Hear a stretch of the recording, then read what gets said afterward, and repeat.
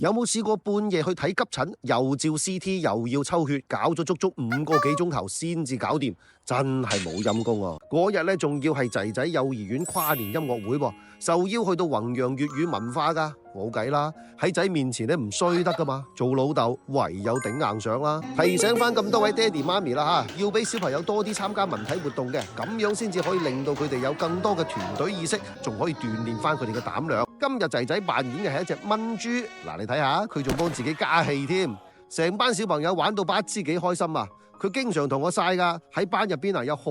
多朋友仔，卒之到我表演啦，係咁以噏翻2句咯。畢竟今日主角唔係我啊嘛，今日嘅主角呢，仲係3到6歲嘅細佬哥，咁多家長一齊喺度呢，我哋唔係奢望佢哋嘅活動有幾咁壯觀，淨係睇到自己仔仔女女享受個舞台就足夠啦。其實小朋友開心，大人就開心㗎啦。相信家家都有本難念的經嘅，每日都有數唔晒嘅煩惱，但係小朋友永遠都係我哋嘅靈丹妙藥。無論工作幾咁辛苦，返到屋企見到佢哋，聽日又係新的一天啦。